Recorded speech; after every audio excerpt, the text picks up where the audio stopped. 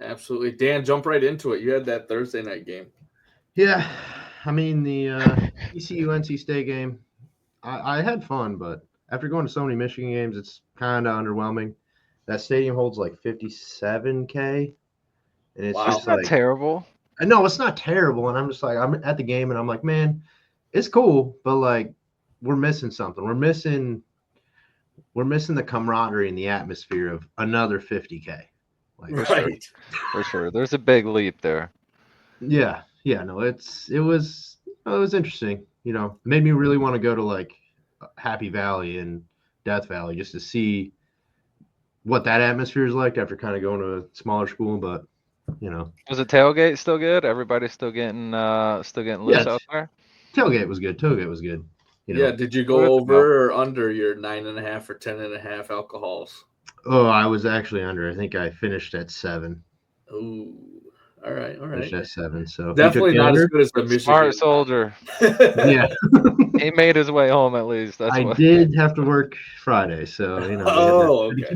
keep it calm. But it was all right. But Not the game bad. itself, NC State came out slinging. Their quarterback came out slinging. I think it was like 17-0, and I was like, this game, we're hitting 61 and a half. We're hitting that over easy. And then they just let off the gas. ECU's coming back. I think we're in the fourth quarter. There's like a minute left. 17. I think ECU had 17. NC State had 24. We're at the 9-yard line. Third down, 1 yard. Third down, 9-yard line. Running back he forgot how to run the ball. He just stood up, just fucking gets to the hole, stands up. Pow. Okay. Fourth and 1. Oh, fourth and 1. Everybody thinks you're gonna run. They're press coverage. Everybody's on the line. We run a fucking flat route to the tight end as he's press covered. Nice. That really, it obviously didn't work. I'm like, just slam the ball. You got 1 yard. Right. Yep. Take Seattle's, mistake and No, it literally was never the look same. back. Never look back. Bro, Especially, they're gonna jam, so it's just like the timing's gonna be off. It's never as free as it seems. The offensive coordinators always they feel like they're just doing too much. Get a body on a body, move forward a half a yard, have the running back either jump over or be able to fall forward a yard. Like especially because it was a third and one and fourth and one, you get two times. Like You I know that's also you're don't. going for it. Yeah, yeah, the concept of throwing a flat route at press coverage running a flat route, like you gotta shake the guy. Your quarterback's got probably 2 seconds to throw the ball because everybody's coming because they think it's run. It wasn't even close. It wasn't yeah. even close. QB sees it. It's press. He probably should just check out of it, but that's where it's first game of the year. That's a fuck it. He's still running at fourth and one. Fuck it. Yeah, QB sneak even. It was 1 yard. Like, come on. Right. Anyways, because of that, we failed our over. Weren't even close. 41 points. We need another 22. If you would have got overtime, you would have had a chance. I had it locked in. I'm like 17-24. We're making it. We got a minute left. They're going to get the first down. They're going to run the clock down. They're going to score 24-24. My biggest fear was they're going to go for two. They're going to score. They're going to go for two. We're going to end the game 25-24. I'm like, shit. That's it. I'm fine. Yeah, that is 100% degenerate mindset right there. You're Yeah, creating your own scenario in your head where your bet's gonna hit. that's what it How was. I do was I like, get the over? You're like, and then bro, one thing goes wrong. You're like, he fucked it up. He's terrible. Just because he wasn't made this even my crazy fault. scenario. I'm wearing an NC State shirt in the stands. I got NC State fans all around me. ECU scores, and I'm like, yeah. And everybody turns around, and they're like, you got the over? And I was like, yeah. And they're like, what is it? And I said, 61 and a half. They all said, oh. They And started cheering with you, man, just to make you feel better. they weren't cheering with me. They were going to buy me beers or something. They were feeling bad. They were like, you're not getting that. This dude's Yikes. down bad. Well, out of 1 to 10 rating, how was this week's slate, and did it overperform or underperform? For me, the whole slate, I'd give it like a 6. Give it like a 6. Okay, six is reasonable. There's not too many big matchups. It always depends. If you hit hit your bets as well. That always makes the weeks feel a lot better. What about you, Dunny? I think I might go 6.5, 7. Truthfully, I really liked how Bryce looked for us for the old Michigan. The Texas Ohio State game was what I was probably looking forward to the most of the day. Seeing a good football game week 1, and it was I want to take a nap kind of game. Snooze So that's fest. what brings us way down, way down. But Michigan State, Western Michigan was okay. Georgia Tech, Colorado on Friday was fun to watch. Then you had another, pretty big matchup, Notre Dame, Miami to look forward to as well. So overall, I think it's raised a little bit because it's week 1 and college football is finally back. So you have all that excitement.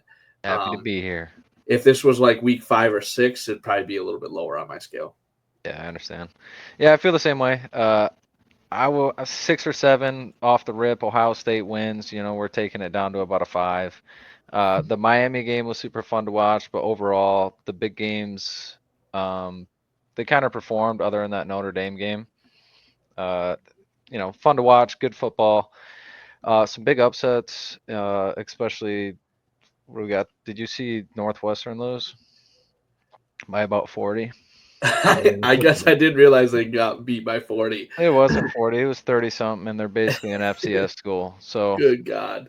I only know because Mike, he's a Colts fan and a Northwestern fan. So anytime I see any of those logos and they lose, shoot him a text. Right. Because he does the same for me with Michigan. He was watching uh, the Michigan game with me, and he was, nudging me on the shoulder. They're coming back, and we have that fumble and shit. They start coming back, and he's starting to say some old fucking memories, some names that Michigan fans don't want to hear. But he's that kind of guy. So it was fun to see his team get whomped. That's good. That's good. Probably the biggest upset was Florida State and Bama. Dude, from Holy a 2-win crap. season to just annihilating Bama and making everyone feel like the Bama era is almost over. Like they just seen it get snapped like Thanos. I couldn't believe what was it, Army Tarleton? Army got Charlton smacked. State, dude, that was Yeah. the other one. Those were the 2 FCS schools. Like Army lost to Tarleton State. Army paid Yikes. them to get beat. Right. Yeah, Crazy. a lot of money. Our taxpayers. The TikToks that have been popping up from for like Coach Saban and the the new Alabama coach are just hilarious, and I've loved it all week.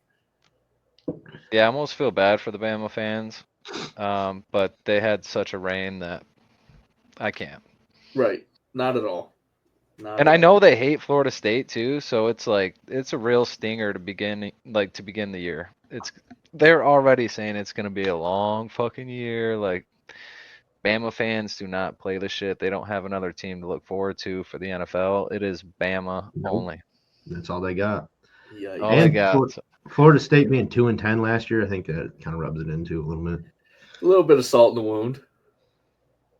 Yeah, absolutely. I feel like their fan base though is like as bad as a New York fan base, but for a college team. Like Right. the coaches, the staff, the players, like you're gonna hear it. You can't go anywhere in the town without hearing it. So you got to be good if you're going to Bama. That head coach after Saban has, obviously the most pressure, and not living up to it within the first 3 years is just going to be detrimental. Absolutely. Yeah. Absolutely.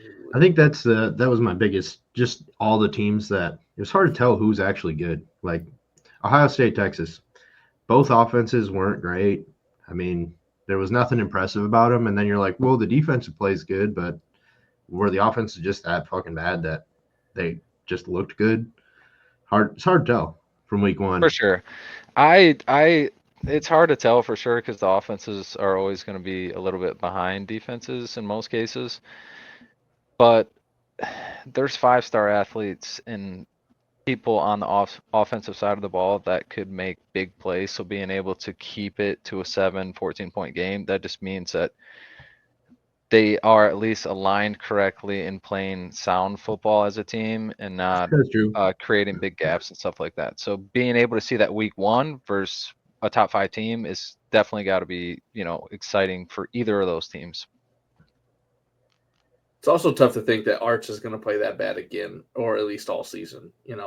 he'll get his lollipop in this week when they play. God knows who it is, but I feel yep. bad for that fucking team. Yeah. Whoever they play this week, Yeah. I feel so bad for your quarterback and running backs. They are gonna put it on them. That's See, I don't know who they play, but if it's 40 points, they might do it. you might have to lay the 40. They might. That get San back Jose game, State. and they just lost to Central, I think. Yeah, they did. They got They were upset by favored to win Central. that They were game like against Central. 20-point favorites, and Central Yeah. upset them. So San Yikes. Jose State. I was watching that game too. They were talking about playoffs. They were saying San Jose State had playoff expectations, and they lost to Central Michigan week 1 in San Jose State. No, they don't.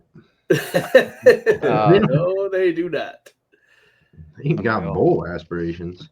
Did you guys see Lloyd Carr's grandson playing for Notre Dame? True freshman. Yeah, No. he was slaying. Yeah, he's their starting quarterback. No shit. Yeah. Damn, that's pretty Yeah. dope. Yeah. Unfortunately, we don't get to play him, but we have a pretty good one ourselves. For sure. Yeah, we ain't worried about it. That he's a dog. A dog. He's got a cannon. Get Good into it. What did you night, think? dude. Good night. That was, I mean, I don't want to get head over heels because everyone's saying who we played. You can't see any video without the comment section saying like who you played, but I haven't seen a freshman look that poised and comfortable ever. I've never seen a freshman come in week 1 and just look comfortable. Yeah, there was a couple overthrows, but they weren't like he was moving, and I just felt like you're gonna get a couple balls away from you, but they were clean. They weren't, ducks. They weren't misreads. I'm more worried about his reads than I am his, perfect ball placement, especially if his placement is where nobody's gonna get it. If he's overthrowing it, it's not a pick, it's an overthrow both ways.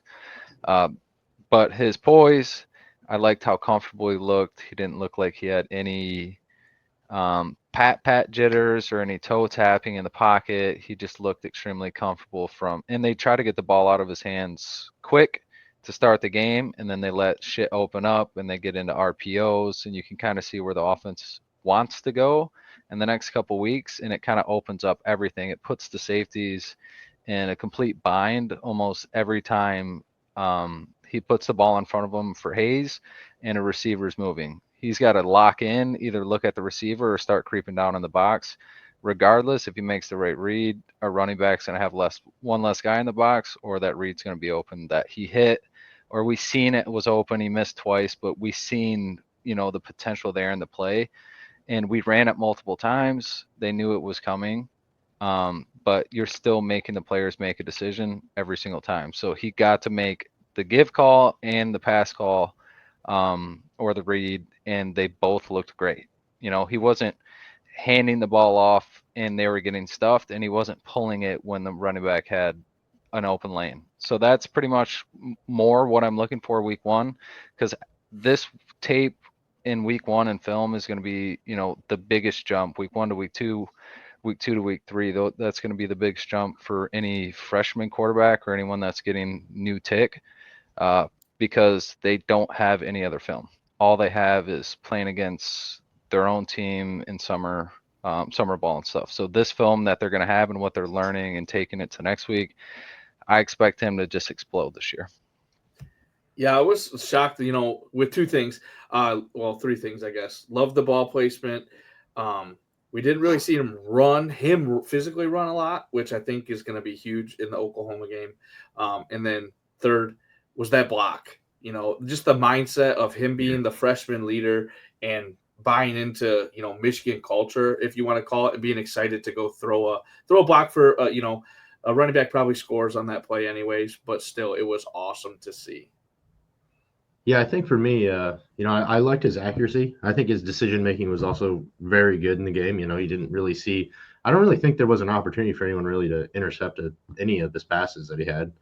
The one thing I was just kind of like, man, he's just throwing the fuck out of the ball. He's just throwing it so hard all the time. Like, you take a little bit off that. Like, I think there was a couple passes that Klein dropped where I was just like, take a couple miles off that pitch there, buddy. And I think he's got that.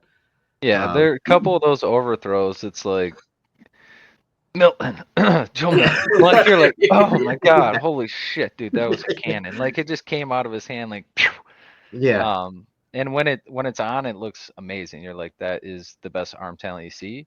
But then you get those 5-10 yard overthrows, and you're like, well, he's cooking.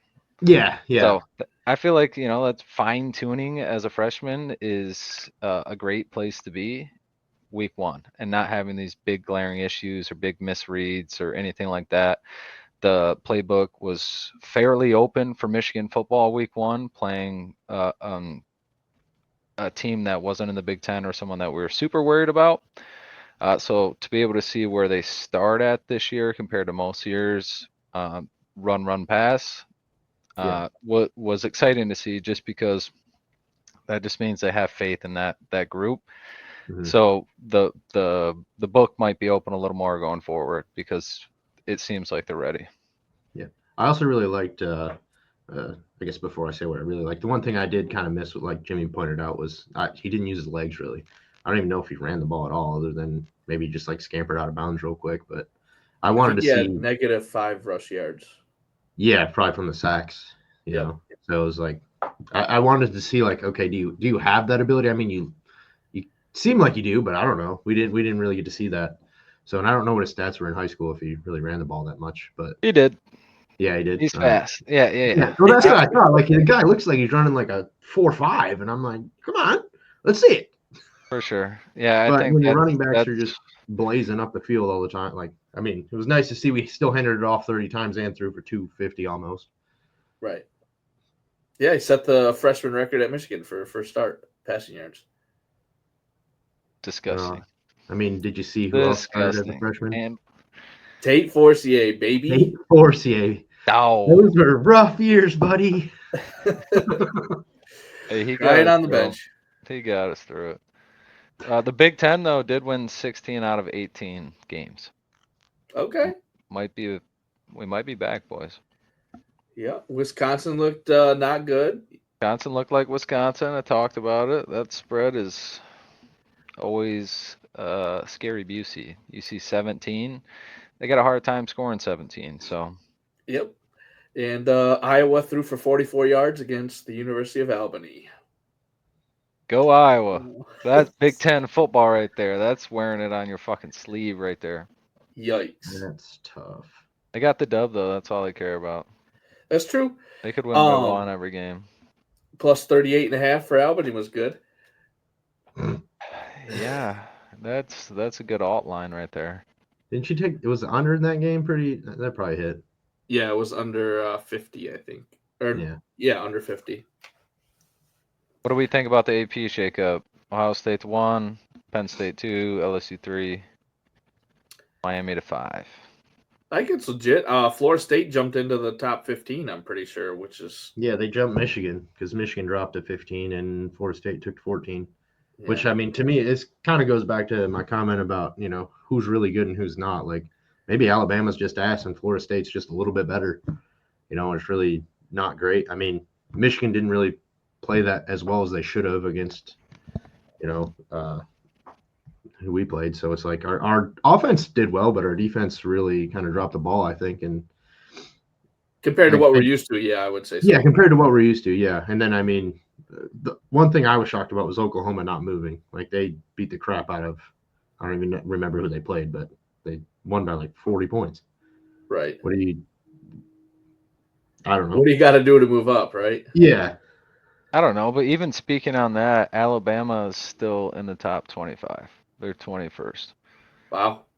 Do we think? I mean, yeah. I mean, I don't know. Like, what are we talking about here? Right. I mean, it's way too early, right? Like, by the end of the season, all of these teams are going to have 1, 2, if not 3 losses. I mean, they all play each other. For sure. I did see a video that there's a scenario this year where everyone in the Big Ten goes 10-2. Don't say that shit. Yeah, because there's so many teams don't play, like the good teams don't play each other this year. It's like the Big 18 now. Yep. Yep. Yeah, I think I the think. other team Go ahead. I was surprised about in the rankings was South Carolina. Like, I mean, they barely beat Virginia Tech. I don't really know that Virginia Tech's that great, but they jumped 3 spots for beating, I don't Nobody. know. Yeah. Right. So, and then, I don't know, I guess the rankings themselves right now are just kind of, I'll give you the top 9 teams seem like they should be there, but after that, it's kind of, who knows. Arizona State at 12. You beat Northern Arizona by 19. That doesn't seem great. They're basing it off of last year. For sure. It's Yeah. just straight politics. Most definitely. I think maybe the biggest shock of the week though was what happened yesterday. Old Billy, his team not showing up at all. Billy Bonds. Bill Belichick, Dude. North Carolina get their ass whipped by TCU. Too focused on his 22-year-old wife, girlfriend. That video of her being on the sideline with all Get the her games going on. off the sideline, dude. I can't even believe it. Someone was commenting she asked for $20 for the concession stand. I seen that, bro. Can I get some money for the concessions? I'm bored. When can we leave? And he just got his ass waxed. Do you think if he has a terrible year, like this leaves a bad taste for his like legacy? I mean, Like, I think say like it's he all, fails out, you know, I and think it's anything all, post Brady was nothing. well, then I think it calls into question, I think everyone's kind of on the same page now. They're like, oh, it was all Bill, and then Tom left, got a Super Bowl, and now, the Patriots sucked. He couldn't get a job. Now he's in the NCAA, so it kind of seems like it was all Brady. Yeah, it's me, but Yeah, I think it solidifies the answer that it is good old Tom boy. Yeah, that's what I figured. I mean, that's kind of what people are putting together. But prior to Tom leaving, it was undoubted Belichick, the It's GOAT, the system. Yeah, the GOAT, and yeah, it was his system. right. You know, like you can say it's a system, but he built that fucking system. Yeah. You know, so but it's I like, mean, I don't even know if you can say that after everything that's happened because he's tried to replicate that system with different players and it's just not working. Like he had one for guy, sure. what if it was really Tom's system and we just never really knew it? Right. Tom No, I created the feel you. buy-in. I I don't feel know. you, dude. No, I feel it. I think it can't be just 1 year though for him at North Carolina. I do think it'll For take sure. maybe 3 years if he a sub 500 in the third year. Then yeah, okay. I think his legacy is tarnished, and it's probably And I'm not saying it's tarnished, but it's just like completely tarnished at least. It's just like there's still that like bad taste in your mouth where it's like it's not the same for a coach to do it as a player. Like Allen Iverson coming to Detroit. Like those years don't fucking count to us as fans. But for some reason a coach goes somewhere else and performs terrible, then you want to put it on the coach. Like no matter because they'll coach until they're 70, well even 80 past years that, old, you right? know, it's like I don't know. It's just I just feel like people have different perspectives on it, depending on whether it's a coach or a player. Right. Yeah, I mean, I'm just looking at, Mac Brown was UNC's coach for the past couple of years, and I mean, he didn't have great records, but he only had a losing record 1 year. So Mhm. how UNC is not a football school, but you don't tolerate losing either. Like they're not a school that's just going to hang on to someone because Of they a have name. hope. For Yeah, sure, Right. in the especially in the name. So, NIL era, there is a lot of money going around, and they needed to come on back. yeah, and I think especially if Bill's not turning around talent, like I mean, you can pay kids as much as you want, but if you're paying them and they don't want to come, and if he doesn't have Exactly. success, you're not going to want to come. That's kind of how it is. Like, sure, some kids are going to take the money, but they'll take a couple $1,000 less to go play at a good school versus some shit record school. For sure, especially if you have a shit record and then it comes out that it's still like a holding cell. Or like a super crazy, so it's like if you take both of those, your recruiting trail is just gonna shrivel up. You're gonna still get recruits because there are gonna be parents that want you to play for Belichick. Like that's gonna happen. There's plenty of people that are gonna want their children to go play for Belichick, and North Carolina's a great school in general. So it's not like a bad Yeah. school to go to. So, but they're those 5 stars, like those people that like Michigan was missing out on. Like if you ever want to get to the level in the NIL era, you're gonna have to start picking up one and then two, a couple, you know what I mean? You're gonna have to start ticking those. And for that ball to even start rolling, you have to have an initial good season to bring the hype around your program. And if Belichick's name isn't what does it, and it didn't do it enough for this year, and it pans out to be what it's looking like already, then it's just an uphill battle for North Carolina in general. Yeah, the pitch of "I'll get you the most prepared for the NFL" only goes so far. Yeah, Sorry, coach, I got to make it there. If I'm on a dog shit team, I'm not making it there. exactly. You might have one player, like you have a good lineman that he gets through, but we want to have 5, 6, 7, 8 players go in a class. 4 or 5 get drafted, a couple on sign, and like we need the class to move on to the next level.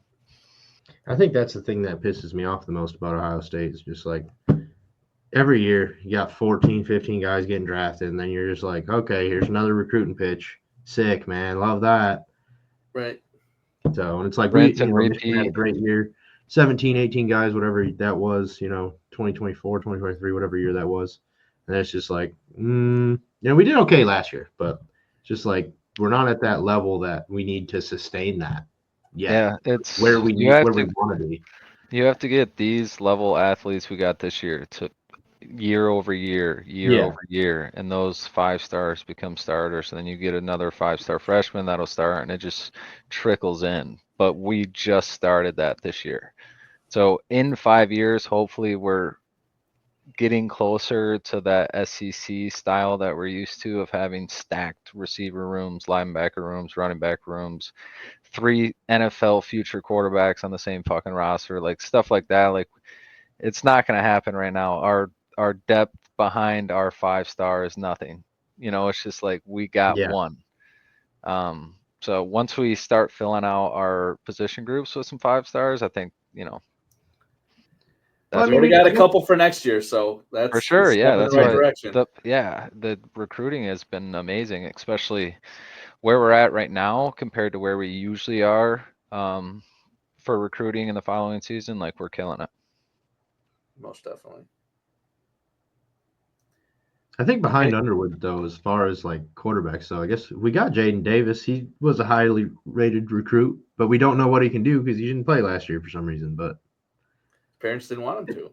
Yeah, I know. But I mean, it's just kind of an unknown. We don't know what we have behind him. So we know his throwing motion last year. I do know that. I know it's changed, they've said, but yeah, that's what they say. I know there is a reason that film was getting hid for 16 months. A while. But I mean, he had to have taken a step to even be our guaranteed backup. So I know he's in our system now, and it's really just developing his personal skills. Yeah, and I guess that's one of the things that I hope doesn't hurt us too much from that first game. Like I was hoping to see some backups in there late in the game. We didn't really get that opportunity. So, and I think that's also one of the things where like Bama had those solid years for, 10 years because they're just crushing. Maybe not the worst teams, but mediocre teams. So then you're getting your 3s and 4s in there against other teams' 1s, and they at least get that when it's their time. They have that opportunity. Yeah, and like for that 10-year span we're talking about, they had maybe like 5 3-stars on their team, and everything else was 5-star, 4-stars. Yeah. Like people 5-stars waiting on the bench for 4 games just to get a lick, and we can't even get one to become our main starter on our team. Agreed. Well, the troops got deployed in week 1. Dan, how did you end up doing? I'd like to apologize for anyone who followed any of my bets. They were real good. First off, we're going to hit on that WNBA real quick. Yeah, that was an L. Both teams were up at halftime. They just couldn't pull it off.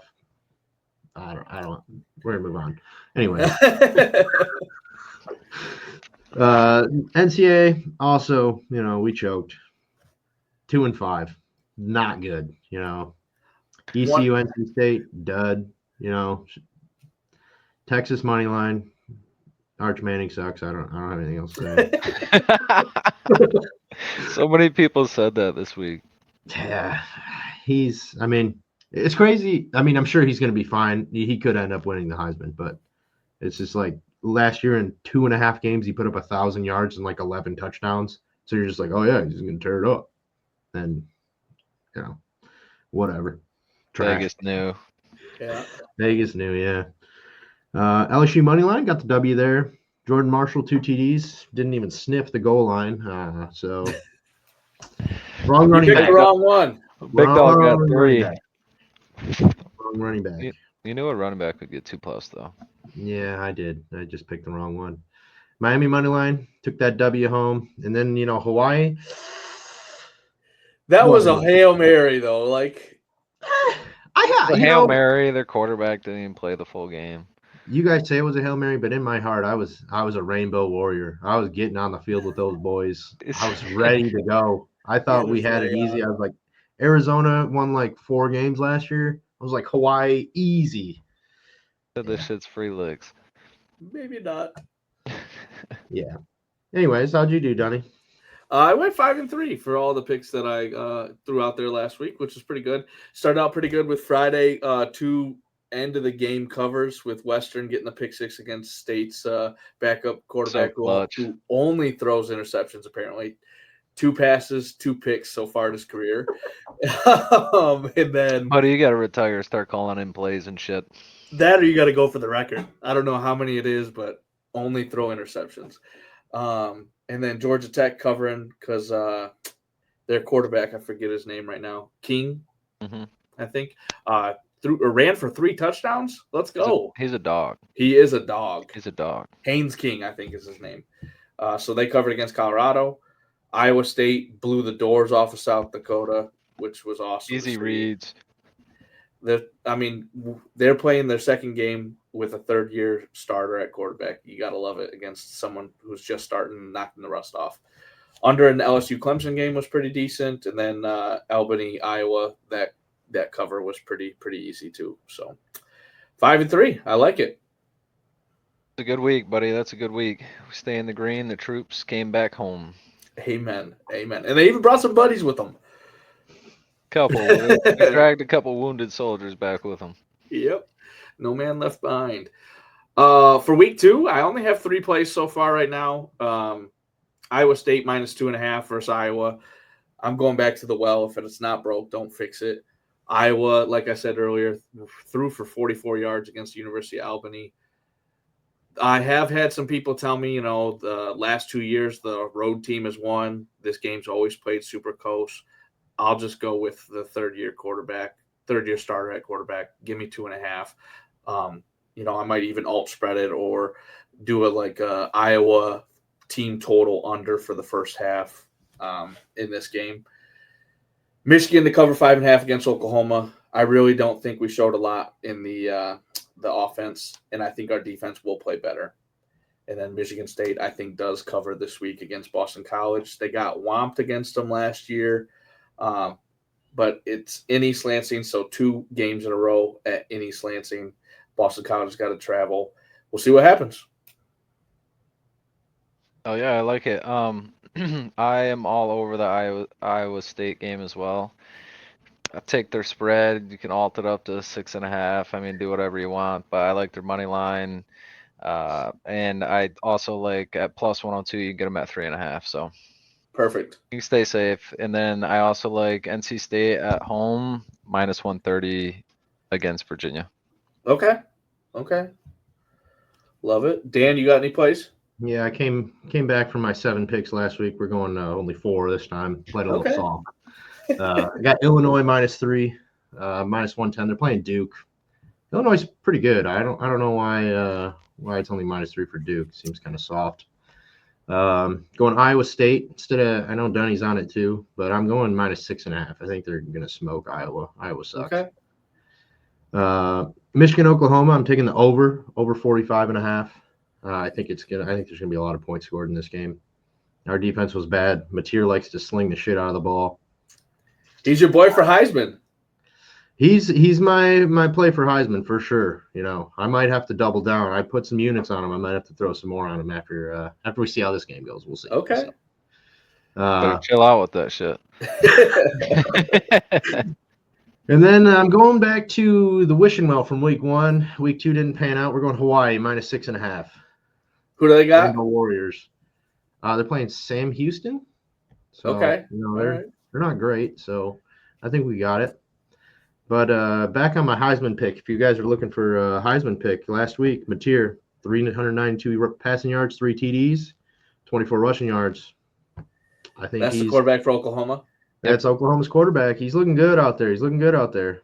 So big yikes. Yeah, Arch went down. Oh yeah, Arch went down. Mateer's on the rise. And then, you know, if you're looking for some punter awards, the Ray Guy leaders, I'll give you my 2 right now. Don't sleep on them. Yeah, Jack Baumeister from Texas. My boy was punting the shit out of that ball. Averaging 46.5 yards, 3 inside the 20. He only punted 4 times, but he was punting bombs. Absolute dismissals coming off his leg. And then Devin Bale from Arkansas, 45.5 average week 1. But if you didn't see his kickoff, kicked it off. It was awesome. He kicked it off, pegged a dude right with the ball. I think it was off the dome or off the back or something. Right back to himself. He picked that up. He looked like he was running that back. He picked it up. He thought he was about to crib that bitch. Bro, he pulled the Heisman pose. He was skirting up that sideline. You can't advance the ball, so it's kind of a bummer. But right. They need to change the rule right now for this guy. They're lucky you can't advance the ball. He was looking quick. Lay the boom. Pat McAfee on his show today was very, very high on this kid. Hell yeah, as he should be. After that play, and you seen how fast he was moving, you're like, definitely a punter, not a kicker. Well, the replay that they showed of it, like, is so zoomed in on the kid, you can't even see the ball. It hits the front guy's shin and goes like 15 yards up in the air, all the way behind the kicker, and he has to turn around and catch it like that. It's like, holy shit, they should do that every time. It's an athlete right there. Yeah. Punters are athletes too, don't forget it. It's never like the Replacements movie. Who's my bitch? There he is. Smack him with the ball. All right. You got WNBA play for us? Oh, I got a couple WNBAs play for us. So, boy. We're switching it up after last week, going back to what I prefer. You know, I like them player props. WNBA player props, that's where they're at. So first up, we got Alicia Gray. She plays on the Dream, for those of you who don't know the WNBA. 18 points Wednesday. She's got it locked in. Then we got Angel Reese. She plays on the Sky. 15 rebounds. All her. Then we're going Marina Maubrey. She plays on the Sun. She's playing the Sky. Sky suck. Sun suck. She's got 15 points, though. Easy. Okay. I'm playing them all singles, but if you parlay them all, which I also did, plus 722. Free money. Yikes. Free money. I like that. Free money. Put that shit on a crack-a-doo. Oh, gosh. Me bounds. That is hilarious. 15 me bounds, bro. She's good for 12. As long as she gets 3 defensive ones, she's huge. I think she's got it. She got it in the bag. All right, we got anything left for college football before we roll into NFL week 1? I think really the only thing that's left, our home run parlay is all college football, so we can kind of cover that right now too. Oh yeah. Our 3 legs, I came up with. We already talked about it a ton. All 3 of us love it. Iowa State -6.5. I'm sticking with them. Plus 140 on FanDuel right now. If you take it, that's my leg of the parlay. I'm going Mateer, 275 passing yards. It's plus 225. He's got it in the bag. Easy. He threw for 392 last week. That's 120 yards less. Well, our picks aren't going to match up too much, but I got Michigan money line.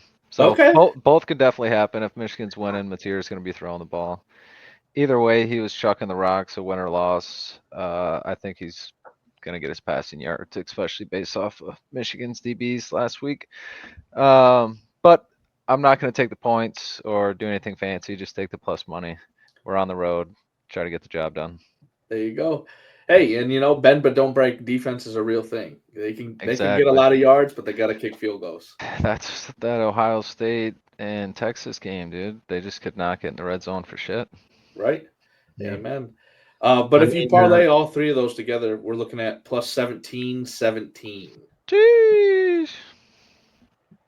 Yeah, Oklahoma don't run the ball much either, so they're slinging it. They're going to throw it 50 times. I love it. Hell yeah, hell yeah. All right, well, that'll do it for the college football part of this episode. We're going to roll right into the NFL, and we'll just cut it up. All right, so we have NFL Week 1, a bunch of really good games. One big difference between NFL and college is you get right into divisional matchups and big primetime games. So what are we looking forward to this week? Just seeing the guys, my fantasy football team, back on the field. Tried to draft as many similar players as I could. Only one person I got in all three leagues, Tyler Warren, Colts rookie tight end. So I love it. Oh, yeah? But before the week 1 even starts, season-long prop that I'm going with, I've got 5 of them. Joe Burrow, over 4,150 yards for the season. He's hit this every year he's healthy. I think Cincinnati's going to have to throw the ball a lot this year. Jameson Williams, over 875 yards receiving. He did it last year on less than 60 catches and less than 17 games. So if he plays all season, he could put himself into a big contract year. So I really think he's going to be bound and determined. Jane Daniels, over 675 rush yards. I like this a lot more when, Terry McLaurin was requesting a trade, but still with Terry McLaurin there, I think he's still going to pull the ball down and run. He's way too dynamic not to. James Cook, Buffalo Bills running back, over 950 rushing yards. He's over 1,000 the last 2 years. And then the last one is Devontae Smith, over 850 yards receiving. I think he had 850 on the dot last year, and he missed, I think, 5 or 6 games. So should be easy peasy, no problem. Yeah, I think he has a big year this year. That's one of my favorite picks out of the bunch. Hell yeah. I've got 3 season-long props. Not much, but I got Brock Bowers over 5.5 TDs. Last year he had 5. I think their team wide receiver wise, other than Jacoby, got a little worse. So I think he's got that in the bag easy. I'm going Ladd McConkey, over 1,025 yards. Same kind of situation there. Chargers wide receiver room got a little dumpy, so he's the only one catching the ball. So easy. And then I'm going with the rookie from the Panthers, McMillan, over 4.5 TDs. Kind of the same situation. They traded Thielen. I guess they brought back Renfro, but he hasn't played in a minute. So, Bryce Young's got to throw the rock to somebody. Yep. Might as well be him. And he looked good. Yeah, he's looked good so far. I think Bryce is definitely taking a step this year, or everyone's expecting him to. So I expect him as well to take that leap. And he's, like you said, he's got to throw it to somebody, especially in that red zone, and he's extremely quick. So I can see him getting the ball, especially, screen related. Like if he plays the whole game or plays the whole year, I'd be surprised if he doesn't get a couple, longer touchdown breakaways because he has the speed. And then I would imagine he's going to be a red zone demon as well. So yeah, I mean, I don't think 4.5 is. So. Yeah, I don't think 4.5 is anything as long as he stays healthy. Because I think he's going to get the tick and the usage for it. Yeah, and Brock Bowers, I mean, he got a huge upgrade at quarterback, right? He's moving from Aiden O'Connell? Aiden O'Connell. Aiden O'Connell. Good Lord, stutter enough. We're just and then adding people's names. Going to Geno Smith. So, I mean, big upgrade for him at quarterback. Can you even believe that you're saying Geno Smith's an upgrade after how shitty he was at the Jets? He played for the Hey- Seattle Seahawks the last 3 or 4 I years. know, but man. like, Come on. you think about him 5 years ago, you're like, damn, this dude's ass. 10 years ago, damn near, dude. Yeah, Got his dude. Been in the jaw league broke. But he was playing with Tavon Austin. Yeah, now he's slinging it. I mean, it's kind of crazy. Yeah, he just Crazy he's the glow up Benjamin there. Button. He's just getting better as he gets older. Not But wrong. there's a lot of good games on. The one I'm looking forward to is the Eagles Cowboys, obviously other than the Lions game. Strictly based off of the Micah trade. Like I am really looking forward to seeing how the Cowboys respond and how well they play on defense, because there's going to be a massive spotlight on them if they let up 28 30 plus. Like there's going to be a huge spotlight on Jerry Jones and that defense, and if that's the case, then Dak's going to have to put up 30 points. So we're going to see if Dak can actually do what he's was put in Dallas to do, and be able to lead that team and have a high usage, high motor offense and be able to get CeeDee Lamb the ball as much as possible. But I'm hoping that they go in shambles. I just don't like I don't like the Cowboys, and I'm kind of pissed at Texas in general from just getting rid of the best talent in all their sports. Like you get rid of Luka and you get rid of Micah. It's almost impossible for me, who didn't like you before, to even like consider rooting for you for anything ever again. Because I like Jerry Jones himself. Like I just cannot stand him, and the fact that he could not get this fucking deal done was such a generational guy. And then you throw him in my fucking division. Yeah, dude. You could have went anywhere, but as soon as you put him in Green Bay, it was fucking personal. Like there was no reason for him to be in Green Bay. Would you have felt better if you went to the Vikings or the Bears? No. No, I would. I mean, I would have been like, maybe the Bears, not the yeah. Vikings. Don't go to the Vikings. Maybe the Bears. Wasn't Jerry calling him Michael too? And someone had to correct him. And What'd say, Michael "Duh." say? And the guy next, Micah. He can't hear, dude. He's gone. He's like fucking. I don't know. No, but talk about that game, Thursday Night Football, right? Everyone says primetime unders is the way to go. I'm not buying it week one. I'm going, the over-under is 47.5, and I think the play for that is going to be over. Like you said, Dallas's defense, I don't think is going to be anywhere near what it used to be. Dak is going to have to throw the ball, and I think Philadelphia is going to put up at least 4 touchdowns. So 47.5 should be doable. I like the 47. I'll probably stay away from over-unders week one, but I would just hammer Eagles 6.5. I think they got the edge. I think they got the momentum, the better players. Overall, just better headspace going into this game. And I know it's in Dallas, but I don't think that's ever been a problem for Philly. The only thing I'm thinking for this game is a little TD parlay, maybe. Sprinkle a little Brown, Smith, Saquon, 3-bagger. Okay. Easy. That's what I'm kind of leaning that way. I haven't done it, but maybe. I like a Smith and CD in this one. We remember CD was still scoring with Cooper Rush, so Yeah, that's true. he's still gonna get 10 catches probably and do his thing. So No, you. Who are they? The Eagles now. Two. The on Eagles the are other at side. home. When they're at home, you must take Jalen Hurts to score a touchdown. So I will be on him to score anytime touchdown. I'll sprinkle his first touchdown at plus 460. every time, dude, they get in the red zone and just Push is coming.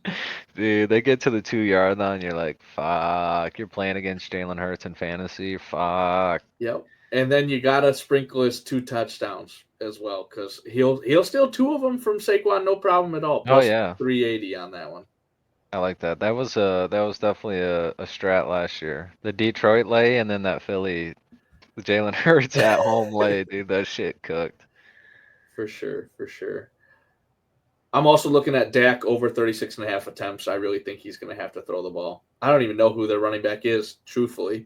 It's Javonte Williams. I actually looked it up because I thought it was Zeke, and I was like, he's been gone, but I don't know. He did come back for a brief second. Yeah. No, with it's the Javante, two. and then they drafted Jaden Blue. Okay. Who, I mean, he could be pretty good, but I don't think they're not going to throw a rookie running back in there week 1. I don't Yeah, think. he's third down back for sure. There we go. Another high power matchup. This is Bills Ravens. Bills minus 1.5 favorites, over under at 51.5. It's the MVP rematch and playoff rematch, week 1. Yeah, I wouldn't touch the over under in that game. I would lean under just because it's week 1 and this is a prime. This is the game, you know. Yeah, if you Yeah. wanna, yeah, you can take whatever you want, but just sit on your fucking couch and enjoy this game. Because this is Right. one of those games you just want to watch, man. These two quarterbacks, these two teams, Super Bowl or nothing. The next, last year, this year, and the next year. Like, that's how these quarterbacks are going to be until they're, pretty much done, because the expectation's there and they got to get past Mahomes and the Chiefs, both of them. You're Yeah, not I'm not Don't wrong. forget touching. about Burrow, but either way, you got it. Yeah, They all got to get past Mahomes. So I'm not touching anything on this game. Maybe the only thing I'd sprinkle is, Derrick Henry touchdown. He's scoring, but It's probably unfortunately minus 200 for week 1, which is yeah, crazy. it's probably It's like, dude, God it's damn. probably gonna be minus 200 all season. So you got to go 2 or bust. Right. yeah, I lean quarterback touchdown in that one. Look with Lamar or Josh. Yeah. Yeah, or even Lamar Cook. Trent took Lamar in his rush yard or his NFL goat whale Well, that's season worse long. than getting the Madden cover.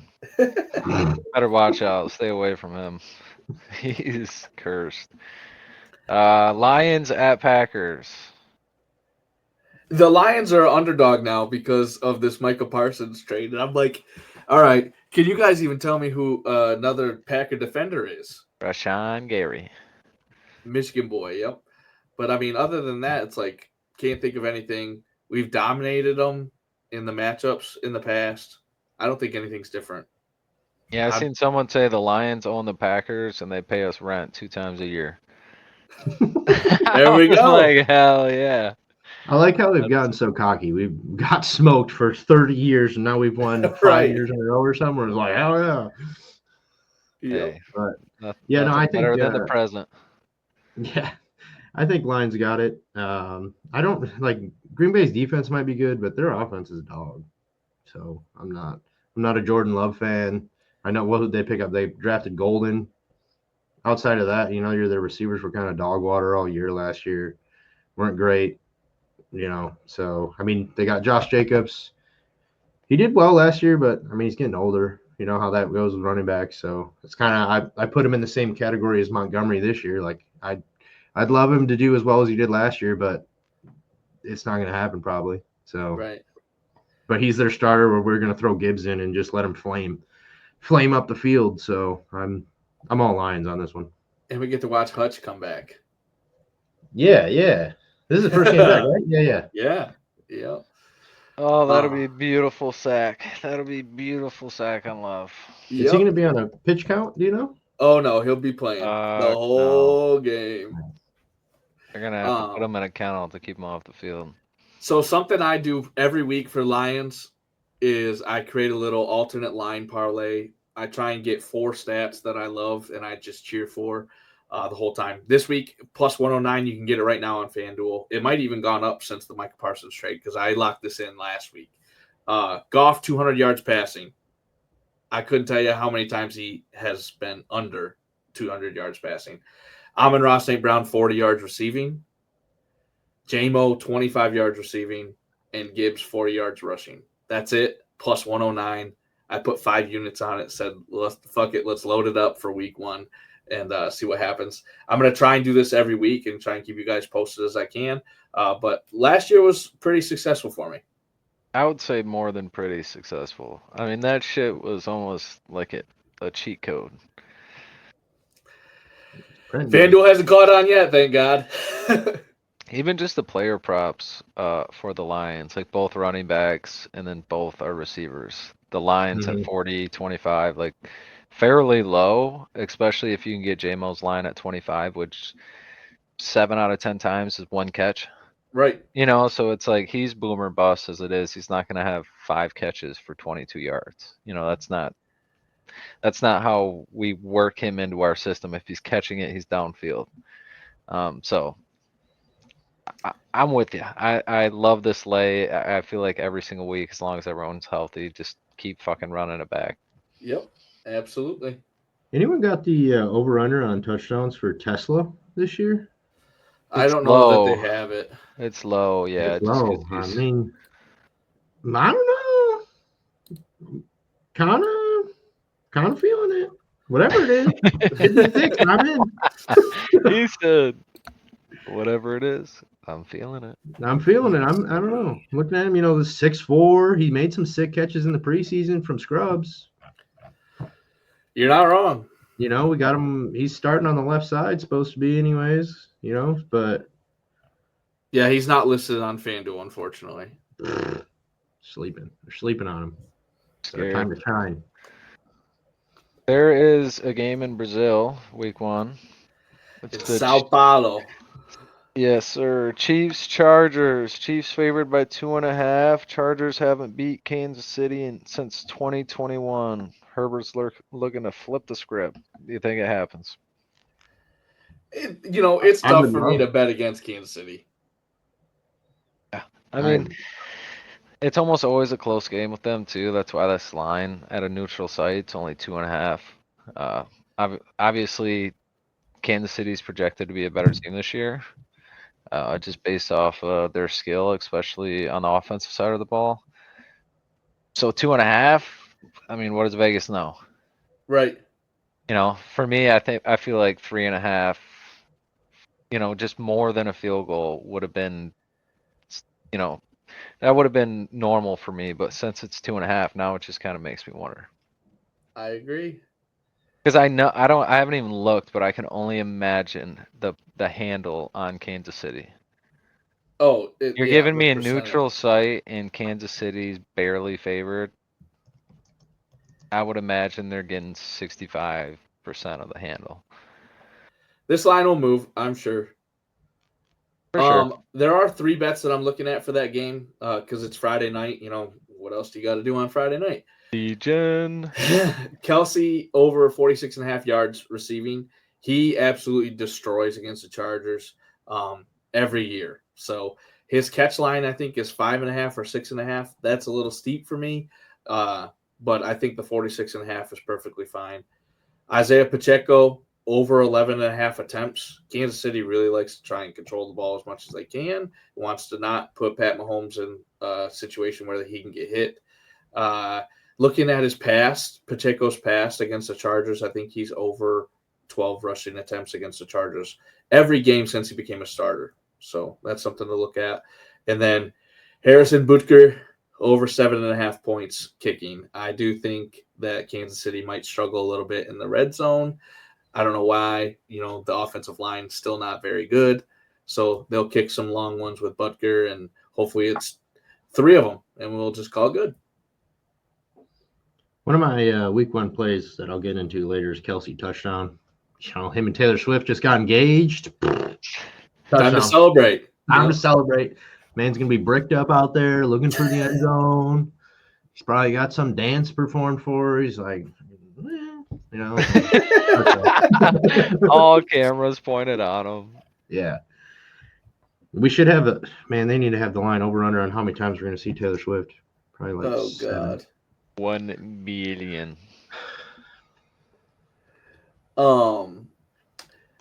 Other plays that I do like for this week, San Francisco versus Seattle.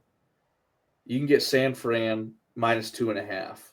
I know last year they didn't perform the way everyone wanted them to. They only won 6 games, but I think this is a big bounce back year. If Christian McCaffrey is fully healthy, and Vegas knows that going into the game, I think this line would be at 5.5, 6.5. You can get it now for 2.5, and I do think Christian McCaffrey will be healthy, so that's huge. At 2.5, like you said, this year they literally have to get the job done.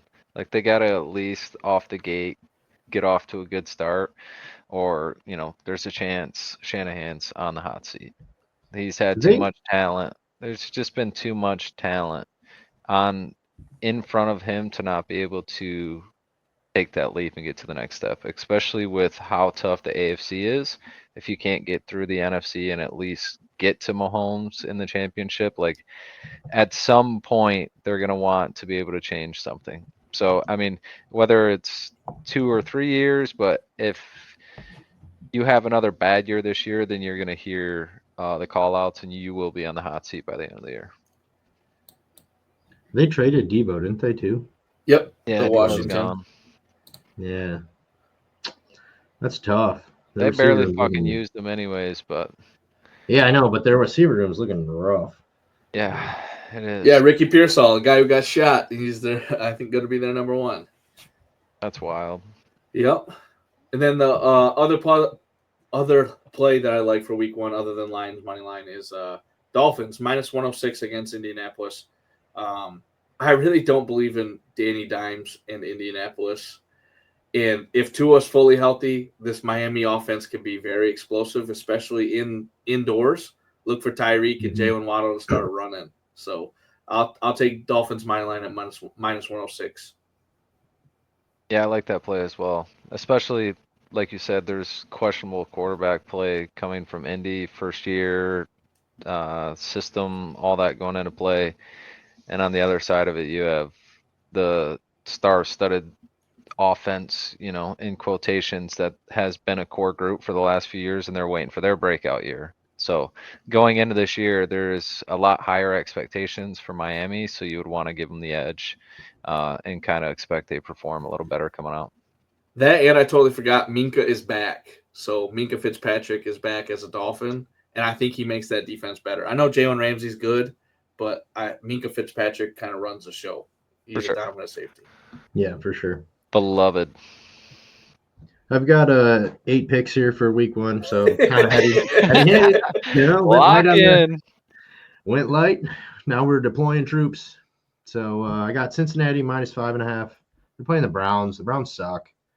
Probably could even push that to 6.5. They're probably going to win by probably 15 points or something stupid. So Browns are bad. I'm going Panthers money line. They're playing the Jags week one. Jags aren't great, so I'm high on the Panthers. I live in NC now, so I gotta root for the hometown boys every once in a while. Go Cats! Gotta I'm also on the Dolphins train, not money line. I'm gonna go minus 1.5, just because it's plus money. Money lines, you're giving a little, so I'm going Dolphins minus 1.5. I think Tua's coming back healthy. As long as he doesn't get concussed and turn into a zombie on the field, we're probably doing all right. Hopefully also Achan's healthy. He's a big fat. When he's healthy, it's hard to stop. So I think you get their four-headed monster going, we're doing good. I'm also on Lions money line. Something else I like is Bears money line. I think they're plus 105 money line. Vikings are starting JJ. I love JJ from Michigan days, but I don't know, his first game. We'll see how it goes. I don't have much faith in that. Bears defense isn't bad, so I think it'll be a good game at least on Monday night. Okay. And then, like I mentioned earlier, going Kelsey TD. Got to celebrate the engagement. Yeah, celebrate the engagement. Got a lockdown at home. He's gonna lock it down on the field. I'm going DJ Moore touchdown. He's on the Bears again, kind of going Bears money line. DJ Moore touchdown. I think hopefully Caleb Williams. I mean, not for the line's sake, but I think Caleb Williams probably takes a step forward this year, especially with Ben Johnson back there. We've seen it with Goff. Caleb Williams is a better quarterback than Goff, if we're being honest here. So probably slinging the rock a lot in this game. Hopefully TD for more. And then lastly, I'm going Gibbs 2 TDs plus 550. Lock that in. Write that down. Lock it in. There we go. Write that down. So, I think Monty had 3 touchdowns against them a few years ago. Yeah, I think so. I just think with Gibbs taking over the backfield, he's going to take Monty's touches. I don't know if he's going to take the goal line touches, but he's good for 275-yard touchdowns. Right. Oh God. Oh yeah, well, I'm over. I like Detroit as well. Hammer Dunny's parlay, the Detroit lay, and I liked Miami as well. And then I wanted to take Chiefs 6.5. Okay. That's where I was gonna be. I wanted to get a bet in for the Brazil game, but I didn't want to go crazy. That's usually where I'll put the 5-leg player prop plus Yep. money line bullshit. I'm just gonna take that and try to take the units into the weekend. Absolutely. You can't deploy them all on Thursday and Friday. You don't have nothing for Saturday and Sunday. Exactly. You only got to do that one time to know not to do that again. Right. Just deposit. Deposit. You're only a couple buttons away, That green check mark is nice. dude. They fucking. I can't believe it. Every time I see it, I'm like, what am I doing? So Dan thinks Caleb Williams is going to take a step forward. Riley, what do you think? I would also see him taking a step forward as well, even if it's a baby step. I think he's got a better offense coordinator and system. Theoretically, we'll see how it plays out with what they got. I know they're not just taking the same system we have and bringing it to Chicago. It's more of a mindset and a style. And I think their receiving room takes that step up. You got a Dunze, and you have 2 good tight ends on their team. I just think they have all the weapons there. It's going to come down to the line holding and if they can establish any run game with Swift. If they can get any run game with Swift and get the ball rolling, I think Caleb has the arm talent, and his vision hasn't been a problem. It's been the rookie kind of blunder mistakes and being on the move, that kind of things. I think if he sees the field better from the pocket, which was play action passing, Ben Johnson style. If that gets incorporated and he's comfortable with it, I think he takes the next step. If he's not comfortable with it and they're having to tweak the offense as they go throughout the year based off of how comfortable Caleb is, then we'll see because it's a lot of it's going to come down to can they run the ball and then how well he is performing to be able to take Ben Johnson's playbook to the next level, or if they're going to have to just stay in a minimized playbook for their system. Ben didn't have his perfect system in 1 year, but within 3 years, you've seen it develop with our players. It's like a whole team effort to be able to get to where Ben wants us to be.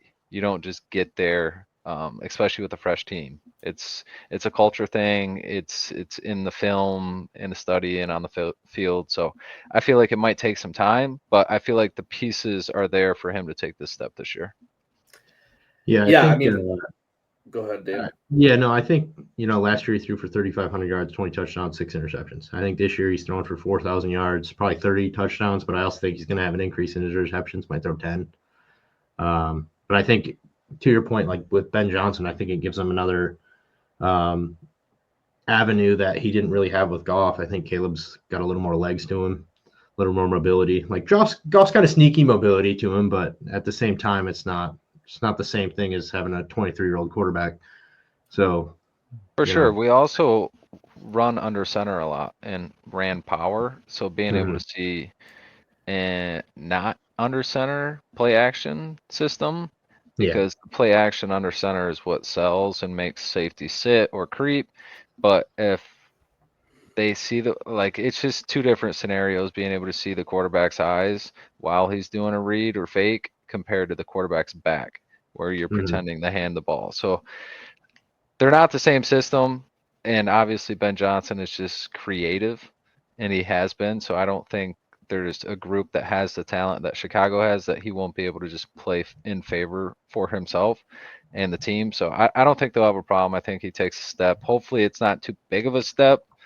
And Detroit still gets the job done because our division itself is just a little too scary for how well we are. It'd be nice to have other teams have some down years while we're having our good years. But I Yeah. guess competition in the division is really good, and everybody's watching our football. So it's just let's just hope he takes a baby step this year. I feel you. I feel you. So you guys are both on Caleb Williams being, better. I think he has all the tools around him. He has all the tools as far as physical attributes. Just mentally, I don't think he's there. I am selling on Caleb Williams. I think you take the Chicago Bears under 8.5, 7.5, whatever you think it is.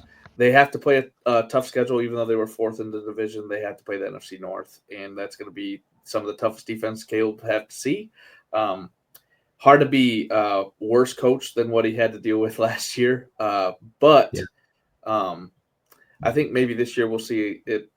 It could be a Dan Campbell system versus Ben Johnson system. Kind of like what we talked about with Bill Belichick. Is it actually Bill Belichick's system or was it Tom Brady? I think Dan Campbell, it's actually a Dan Campbell environment and a buy-in and his input into those plays that Ben Johnson wanted to run. So we'll see. There should be no excuses, right? He has the receivers. He has a good running back. He has a better offensive line because of the free agent moves that they've made. Their defense should be decent. But it's all between the ears, and I don't trust him. I'm selling. I hope you're right. I really I do. hope I'm right Trust too. me, I'm not. Yeah, I I ain't hope you're putting right. any bread on this man doing well, but I just, I have a hard time seeing him not. So are you, I guess, Dan Campbell, we're running through a brick wall for. Are you saying you're not running through a brick wall for Ben Johnson if he's your coach? Well, hell no. I haven't seen him say anything to make me. Right. Yeah, Can't say that's the same true. for Dan, That and we're running the ball for 8 yards a pop, and we throw the ball at Jameson Williams in the playoff game. Like, come on. Oh, I feel you. That's true. Yeah. So I was looking at some stats here. Dan Campbell last year, we went for it 33 times on fourth down. We over under that this year. I think under. Truthfully, purely because I think he's getting better as the years go on. I would be interested to see what we did 2 years ago and then compare it to this year or last year, I guess, and see if he went for it more or went for it less. Well, I got that for you. We went for it 40 times in 2023. So Hey, 7 less times in there we 2020. go. So I think the Let's trend see. continues as well. Even if it's 2022. by 1 or 2. I mean, we're talking almost 2 fourth downs a game. We only play, what, Yeah. 15? Yeah. 17 now Well, because of there's the 18 buys, week. though. Oh, so just one buy? I thought you got 2. No, just one. Just one, so 17 weeks, yeah. That's crazy. Still Yeah. 2 times a game. That's 2 crazy. times a game. Mm-hmm. What was our completion rate? I think it was 66%. That's damn good. I live with 66. Yeah.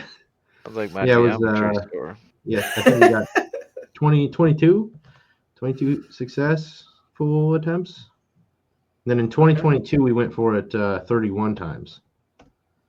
Yeah, we didn't have quite the squad then. No, we were 60% in 2024, so we went up a bit. We've went up every year actually. So we were 57% in 22, 60% in 23, and then 66% in 24. Yeah. 2 out of every 3 is pretty damn good. He's doing less, and he's getting better at the timings of them. Right. Yeah, if you did less and fucked up more, then our percentages would be fucked. Yeah, that's true. So hopefully the trend continues, because, I mean, they have just stupid data nerds about this, and Dan's just like, I'm your guy. Yeah. Oh, I love it. So what do you think about JJ this year? How are we doing there? And hard for me. I haven't seen him in 2 years. It's just I got this fairy tale in my head of him winning the championship, so I have a hard time speaking about JJ.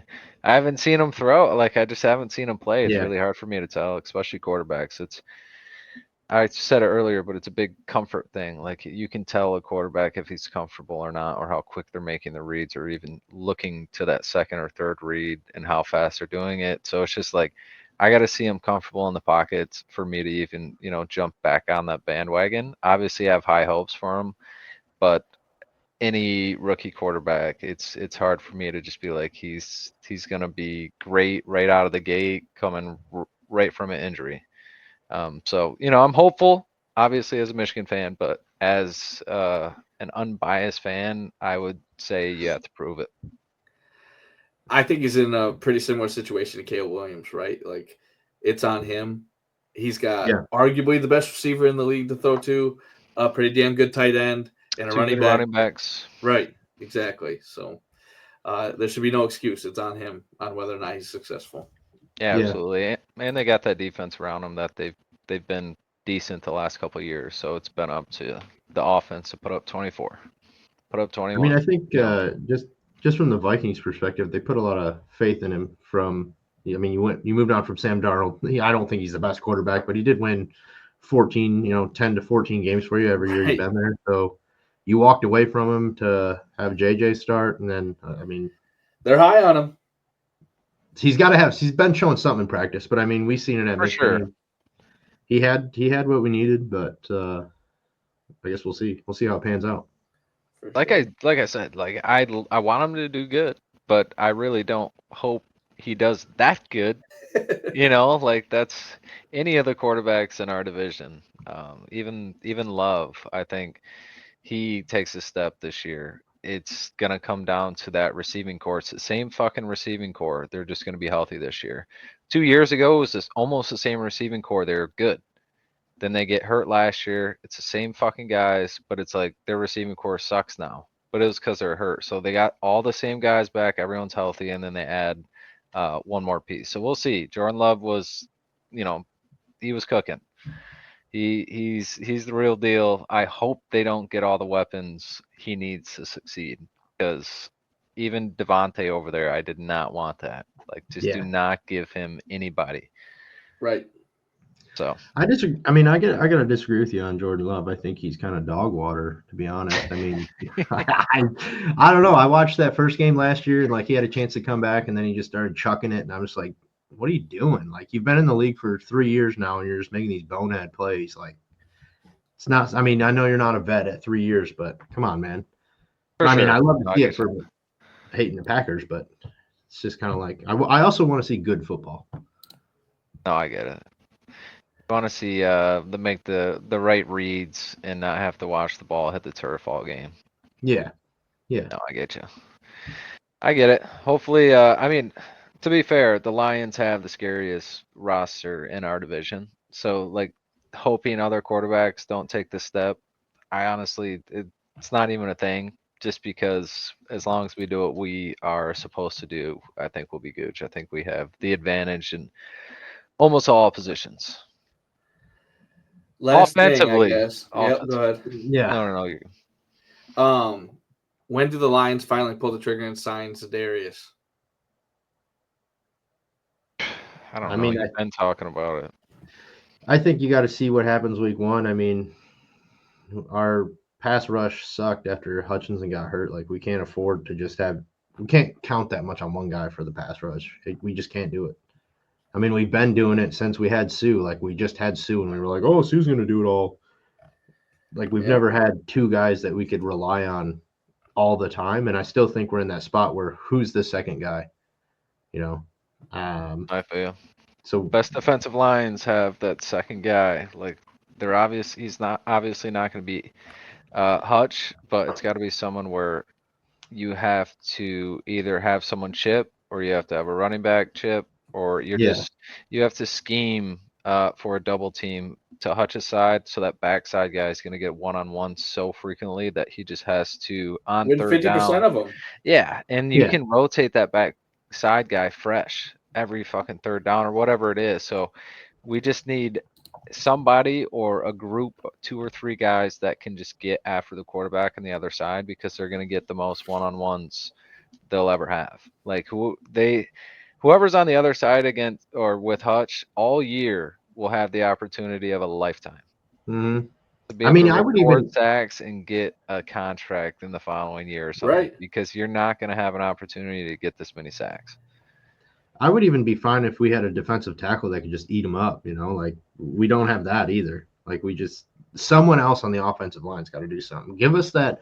Why can't we be blessed with the J.J. Watt Clowney years that the Texans had? Just 2 monsters.